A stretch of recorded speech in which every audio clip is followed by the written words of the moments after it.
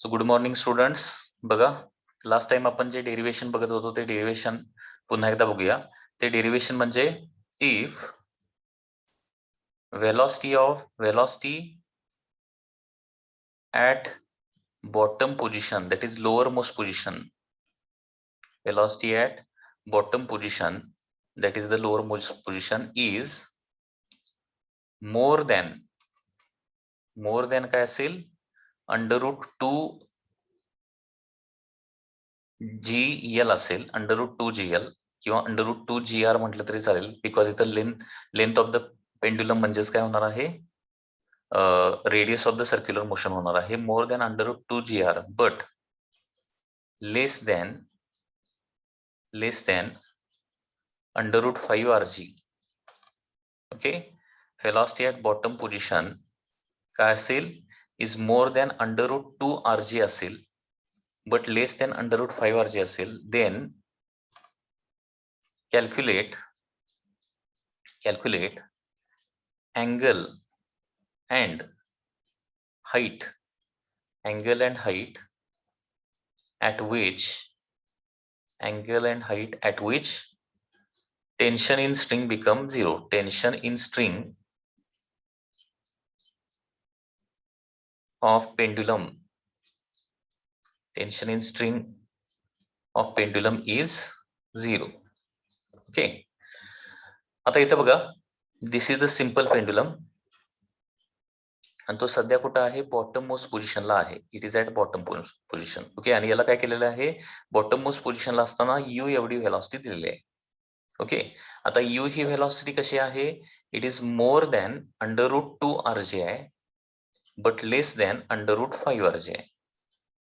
More than √2 RG but it is less than √5 RG आहे. या पद्धतीने व्हेलॉसिटी आहे. आता एवढी व्हेलॉसिटी दिल्यानंतर पेंड्युलम काय होणार बघा, आपल्याला माहिती की √2 RG व्हेलॉसिटी दिली तर काय होतो, पॉइंट ऑफ सस्पेन्शन पर्यंत जाऊन पोहोचतो, इथपर्यंत जाऊन पोहोचतो, पॉइंट ऑफ सस्पेन्शन पर्यंत. एक्झॅक्टली √2 RG दिली तर, त्याच्यापेक्षा जास्त दिली तर काय होणार, वर जाणार. आता बघा, √5 RG दिली तर व्हर्टिकल सर्क्युलर मोशन परफॉर्म करतं, परंतु √5 RG पेक्षा कमी असेल तर व्हीसीएम ते परफॉर्म करणार नाही. ओके, काय होणार आहे, त्या पॉइंट ऑफ सस्पेन्शनच्या काय होणार आहे, थोडस वर जाणार आणि फायनली तिथं जाऊन काय होणार आहे, त्याच्यामधलं स्ट्रिंग मधलं टेन्शन काय होणार आहे, 0 होणार आहे. आणि स्ट्रिंग मधलं टेन्शन 0 झाल्यामुळे तिथून तो काय होणार आहे, व्हर्टिकल सर्क्युलर मोशन परफॉर्म करू शकणार नाही. तिथून तो काय होणार आहे, सरळ खाली पडणार आहे. ओके, लाईक दिस, या पद्धतीने तो खाली पडणार आहे. तर आपल्याला हा अँगल थीटा फाइंड आउट करायचा आहे. Angle theta at which tension in the string become equal to 0. आता इथं ऍक्ट होणारे फोर्सेस बघा कसे येणार आहेत. पहिला फोर्स म्हणजे कुठला येणार आहे, tension in the string which is along the string. Okay, दुसरा result of circular motion is the centrifugal force, that is mv²/r.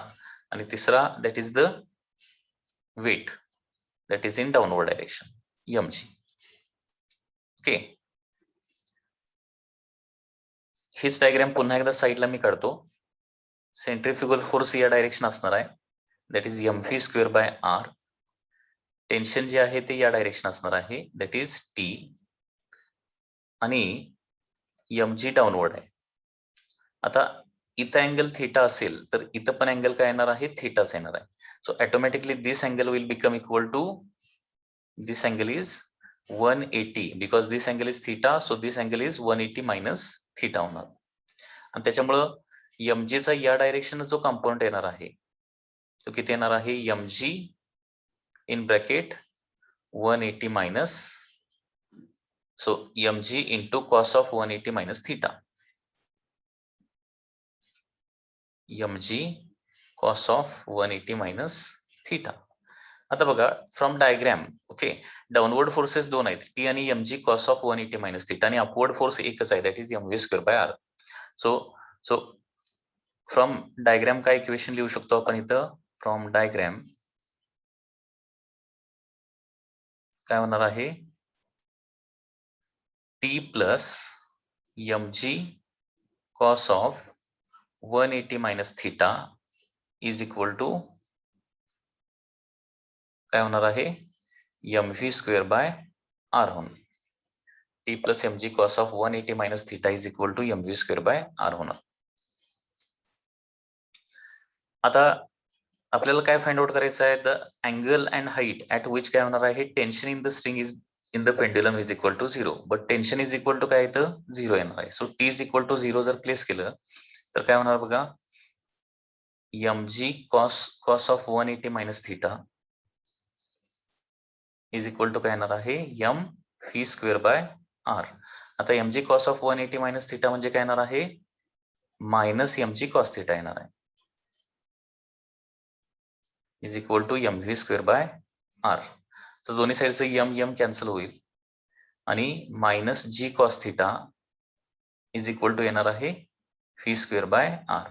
आता आपल्याला इथं काय करावं लागेल, व्ही स्क्वेअर जे आहे ते रिप्लेस करावं लागेल. आता व्ही स्क्वेअर कसं रिप्लेस करणार, by third kinematic equation. Suppose this is equation number 1. तर बाय थर्ड कायनेमॅटिक इक्वेशन काय येणार बघा, by third kinematic equation, by third kinematic equation, phi square is equal to u square plus 2as. Therefore, phi square is equal to u square. Initial velocity तर bottommost position ला, that is u. So u square plus 2. आता body खालून वर जात असताना काय होतं, acceleration काय घ्यायचं असतं, मायनस जी घ्यायचं असतं. वरून खाली येत असताना प्लस जी, खालून वर जात असताना minus G. Okay, into h. h is the vertical height between initial position and the final position. This is the final position at which tension becomes 0. This is the initial position, that is bottom position. आणि हे काय येणार आहे, या दोन position मधली vertical height येणार आहे, that is h.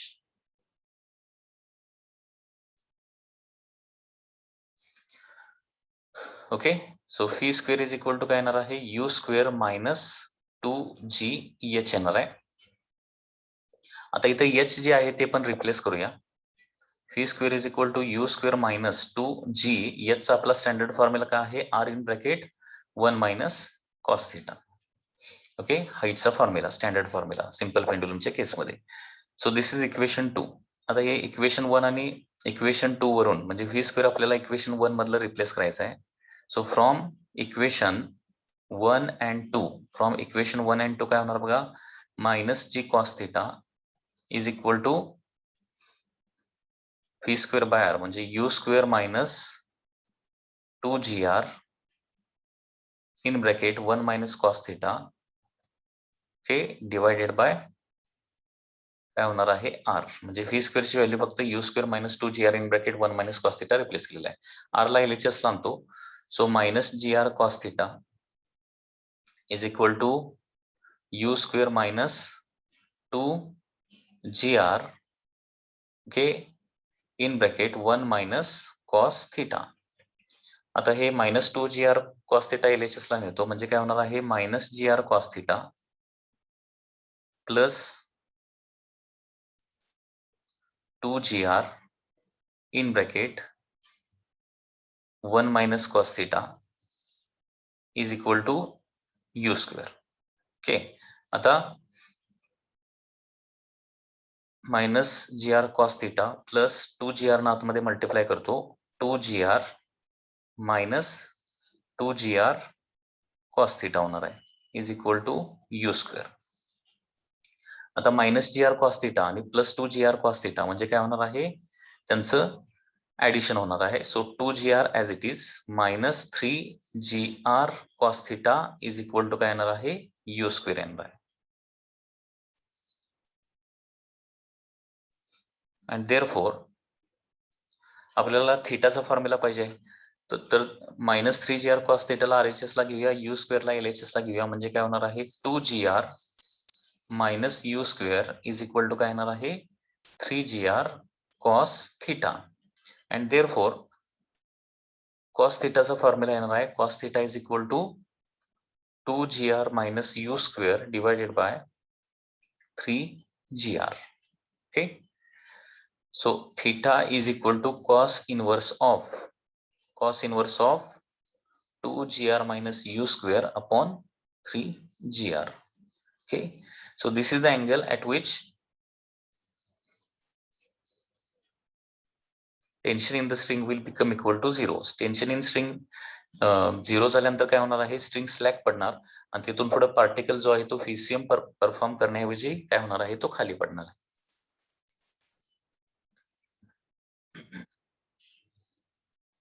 ओके, कारण व्हर्टिकल सर्क्युलर मोशन कधी पण होते जोपर्यंत ती स्ट्रिंग जी आहे ती टाईट राहते किंवा स्ट्रेट राहते तोपर्यंत. ओके, आणि स्ट्रिंग टाईट किंवा स्ट्रेट कधी राहते, जोपर्यंत टेन्शन त्याच्यामधलं काय असणार आहे, पॉझिटिव्ह असणार आहे, किंवा काहीतरी स्ट्रिंग मध्ये टेन्शन असलं तर टेन्शन झिरो होणार किंवा त्याच्यापेक्षा ज्यावेळी कमी होणार, म्हणजे या अँगल पेक्षा थोड्या जरी जास्त अँगल जरी झाला या अँगल पेक्षा, तर काय होणार आहे, टेन्शन जे आहे ते लेस दॅन झिरो होणार आहे आणि तो ऑब्जेक्ट जो आहे तो खाली पडणार आहे. लक्षात येते. आता हाईट पण काढूया. कॉस थिटा पुन्हा एकदा रिप्लेस केलं तर आपल्याला हाईट मिळू शकते. ओके, हाईट काढायचं असेल तर बघा, किती हाईटला टेन्शन झिरो होणार आहे, तर कसं काढणार आहे इथं, तर बघा आपल्याला माहित आहे की H is equal to R in bracket 1 minus cos theta असतं. ओके, तर याच्यावरून कॉस थिटाची व्हॅल्यू काढूया आणि इथं ठेवूया, म्हणजे हाईटचा आपल्याला फॉर्म्युला मिळेल. So H by R is equal to 1 minus cos theta येणार आहे, and therefore cos theta is equal to 1 minus H by R येणार आहे. Cos theta is equal to 1 minus H by R. तर या suppose this is third equation मध्ये हे जर place केलं, okay, so this is third and fourth equation. So from third and fourth equation काय होणार बघा, from 3 and 4, okay, 1 minus h by r is equal to 2gr minus u square upon 3gr.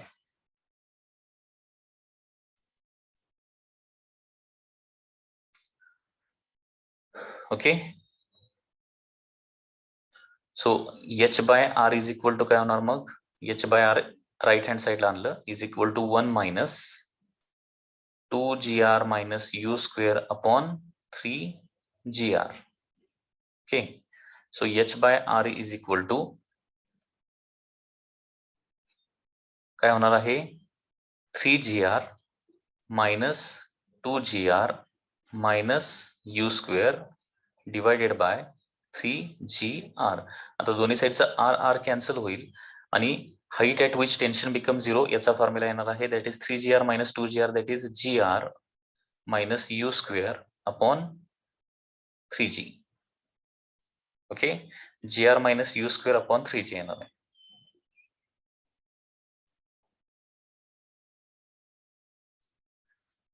तर इथं minus sine apply केल्यानंतर हे plus होणार आहे, gr plus u square upon 3g होणार आहे. gr plus u square, okay, upon 3g. So this is the height at which tension in the string become equal to 0.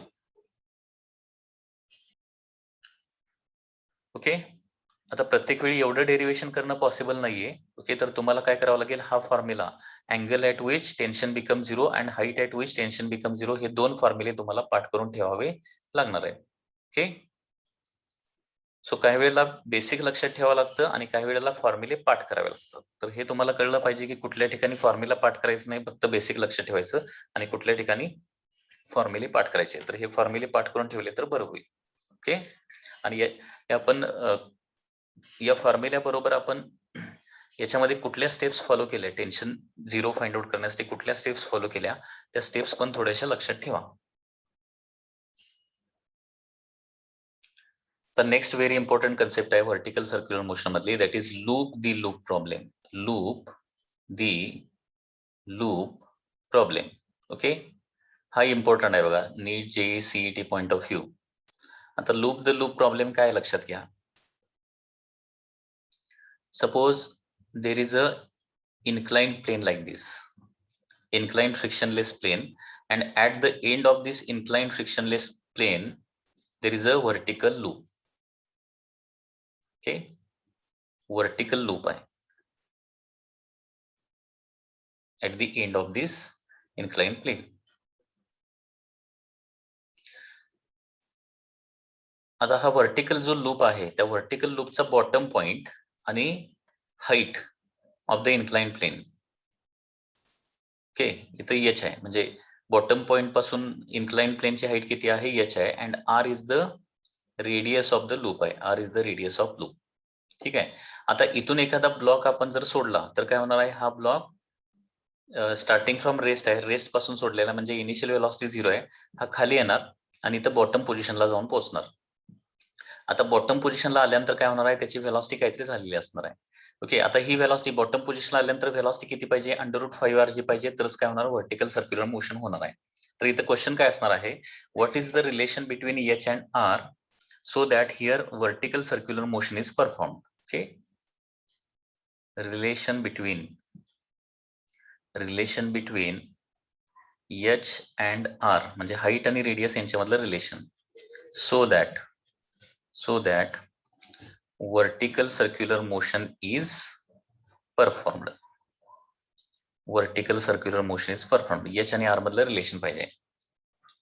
आता कुठलाही object H height मधून खाली आला तर त्याला बॉटम पोझिशनला पोहोचल्यानंतर व्हेलॉसिटी किती मिळते, √2r मिळते. ओके, सपोज हा पोझिशन ए आहे, हा पोझिशन बी आहे. When object moves downward through height h,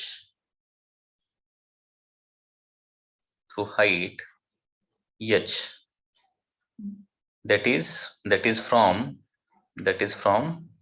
A to B. Okay, A to B जर काय झालं, ऑब्जेक्ट मूव्ह झाला तर त्याला व्हेलॉसिटी किती मिळणार आहे, then velocity is v is equal to √2gh. म्हणजे बॉटम मोस्ट पोझिशनला पोहोचल्यावर व्हेलॉसिटी किती होणार आहे, √2gh होणार आहे. ठीक आहे. आता to perform VCM velocity at B should be किती असली पाहिजे, to perform vertical circular motion velocity at B should be √5rg. हे आपण ऑलरेडी बघितलेलं आहे. कारण व्हर्टिकल सर्क्युलर मोशन होण्यासाठी व्हेलॉसिटी काय असली पाहिजे, √5rg एवढी पाहिजे किंवा त्याच्यापेक्षा जास्त असली पाहिजे. आपण मिनिमम व्हेलॉसिटी घ्यायला लागलोय √5rg अँड देअरफॉर आपण इथे लिहू शकतो की √2gh must be equal to काय झालं पाहिजे, √5rg झालं पाहिजे. ओके, हे असं रिलेशन येणार किंवा असं पण होऊ शकते, that is more than or equal to हे रिलेशन लक्षात ठेवूया. ओके, कारण बॉटम पोझिशनला व्हेलॉसिटी किती पाहिजे, √5rg पाहिजे किंवा याच्यापेक्षा जास्त पाहिजे. एच हाईट मधून खाली आल्यानंतर व्हेलॉसिटी किती मिळणार आहे, √2gh मिळणार. सो एच हाईट मधून खाली आल्यानंतर व्हेलॉसिटी किती मिळालेली आहे, √2gh एवढी व्हेलॉसिटी मिळालेली आहे. आणि एवढी व्हेलॉसिटी पाहिजे किंवा याच्यापेक्षा √2gh एवढी व्हेलॉसिटी मिळालेली आहे आणि फीसीएम परफॉर्म करायचं असेल तर √5rg व्हेलॉसिटी पाहिजे. म्हणजे √5rg किंवा त्याच्यापेक्षा जास्त व्हेलॉसिटी पाहिजे. आणि म्हणून आपण रिलेशन लिहिलेलं आहे √2gh should be greater than or equal to √5rg. दोन्ही साईडचा स्क्वेअर केला तर काय येणार आहे, 2gh should be greater than or equal to काय असलं पाहिजे, 5rg पाहिजे. दोन्ही साईडचा g कॅन्सल होईल and 2h should be greater than or equal to काय असलं पाहिजे, 5r असलं पाहिजे. म्हणजे हाईट जी आहे ती more than or equal to काय असलं पाहिजे, 5/2 रेडियस असलं पाहिजे.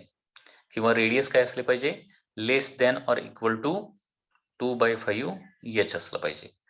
ओके, तर ही कंडिशन सॅटिस्फाय झाली तरच काय होणार आहे, इथं व्हर्टिकल सर्क्युलर मोशन परफॉर्म होणार, अदरवाईज परफॉर्म होणार नाही. याला काय म्हटलं जातं, लूप दी लूप प्रॉब्लेम असं म्हटलं जातं. ओके, पुन्हा एकदा जस्ट रिवाइज करतो. लूप द लूप प्रॉब्लेम मध्ये एक इन्क्लाइंड प्लेन आहे, त्या इन्क्लाइंड प्लेनच्या बॉटमला काय आहे, एक व्हर्टिकल लूप आहे. ओके, इन्क्लाइंड प्लेनची हाईट आहे h आणि त्या व्हर्टिकल लूपची रेडियस आहे r.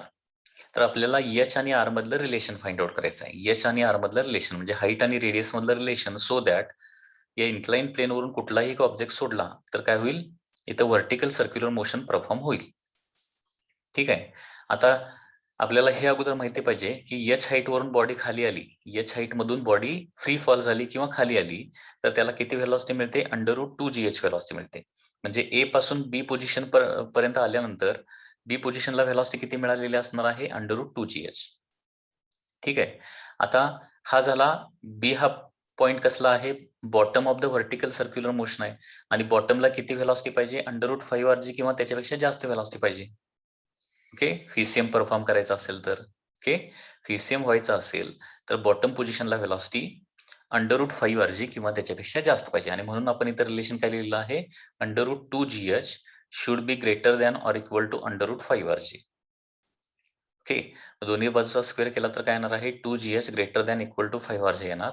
So 2H greater than or equal to 5R येणार आहे आणि त्याच्यामुळे काय होणार आहे, H greater than or equal to 5/2R पाहिजे. म्हणजे हाईट जी आहे ती 5/2 टाइम्स R एवढी तरी पाहिजे किंवा त्याच्यापेक्षा जास्त पाहिजे, किंवा रेडियस जी आहे ती 2/5 टाइम्स H एवढी तरी पाहिजे किंवा याच्यापेक्षा रेडियस कमी असली पाहिजे, तरच फीसीएम होणार आहे. याला काय म्हटलं जातं, लूप द लूप प्रॉब्लेम असं म्हटलं जातं. याच्यामध्ये व्हेरिएशन असं पण होऊ शकतं,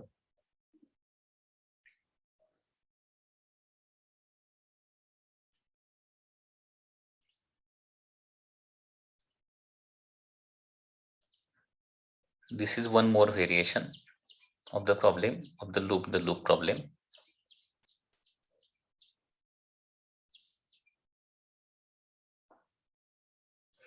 Suppose body is released from this point, okay, and this height is equal to h असं दिलेलं आहे and this is equal to radius r. तर पुन्हा एकदा आता या केसमध्ये what is the relation between h and r, so that इथून बॉडी सोडली from rest, okay, zero velocity, initial velocity 0 असणार आहे, इथून फ्रॉम रेस्ट सोडली तर काय होईल, व्हर्टिकल सर्क्युलर मोशन परफॉर्म होईल. आता बघा, suppose this is point A, this is point B. तर ए पॉइंट पासून बी पॉइंटला येईपर्यंत व्हेलॉसिटी काय होणार आहे, वाढत जाणार.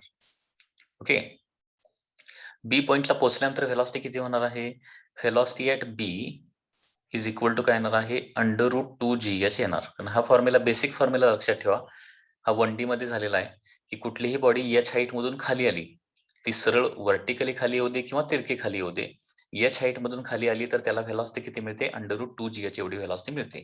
तर ए पोझिशन पासून बी पोझिशनला आल्यानंतर व्हेलॉसिटी मिळणार आहे √2GH. आता व्हर्टिकल सर्क्युलर मोशन होण्यासाठी इथं किती व्हेलॉसिटी पाहिजे, आपल्याला माहित आहे की बॉटम पोझिशनला किती व्हेलॉसिटी लागते, √5RG, आणि मिडल पोझिशनला म्हणजे इथं किंवा इथं व्हेलॉसिटी लागते √3RG, आणि टॉपमोस्ट पोझिशनला व्हेलॉसिटी किती लागते, √RG एवढी व्हेलॉसिटी लागते, तरच व्हर्टिकल सर्क्युलर मोशन होणार आहे. म्हणजे बी पोझिशनला व्हेलॉसिटी किती पाहिजे, velocity of B should B,